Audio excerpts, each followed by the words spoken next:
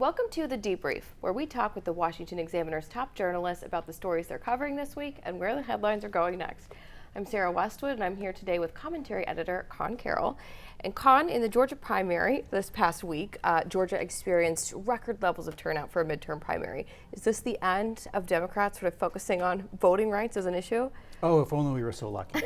No, look, so the Democrats, after Georgia passed a law earlier, I think it was last year, they went crazy. Joe Biden called it Jim Crow 2.0. Stacey Abrams organized this massive corporate boycott of her home state of Atlanta.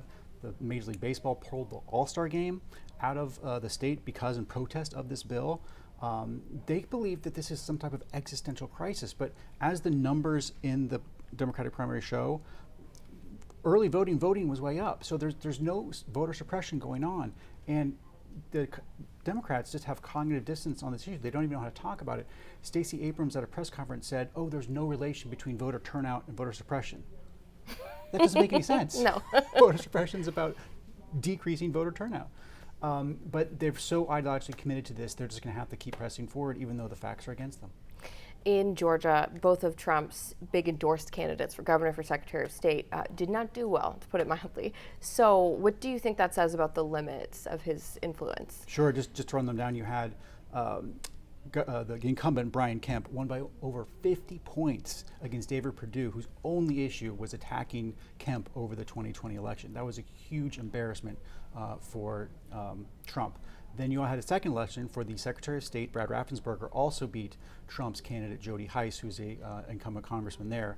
Not quite as dramatic as the victory, but still a resounding win. I think it was like 19 points. So this is a big sign that Georgia Republicans do not want to relitigate the 2020 election. They want to look forward to new issues.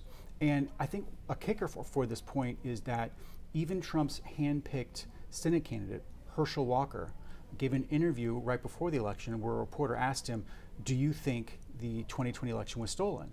And Herschel Walker said, I've never heard Trump say that. Now, of course, you and I have heard Trump say that. Of course. And I'm pretty sure Herschel Walker has too, but even Herschel Walker, Trump's hand-picked candidate for the Senate race, wasn't willing to talk about and make the same stolen election claims that Trump did. So it just shows that for candidates that are running for elected office, they know they have to put 2020 behind them and they know they have to look forward. Governor Kemp, like you said, had an absolutely resounding victory in that primary. Huge. And do you think that the way he ran that primary race is sort of offers a roadmap for other Republicans to sort of deal with Trump, but also sort of move on, maybe?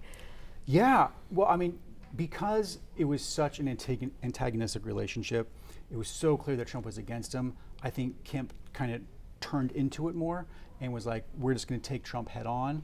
And he had a whole bunch of other conservative policies that he passed, including an open carry law with guns and an abortion ban. So I don't think everyone who is running in 2022 or in 2024 is going to have to make that decision to be as antagonistic to Trump because Trump was attacking Kemp head on. But it is a good idea to have your own agenda, to have your own policies. And in the case of a governor where you can actually pass things, to have a record to look back on and say, look, this is what I've accomplished. And I think they do think that is a roadmap for other Republicans. Well, Conn, thank you so much for being here today. Thank you. You can get more writing from Conn and the rest of the commentary team at washingtonexaminer.com.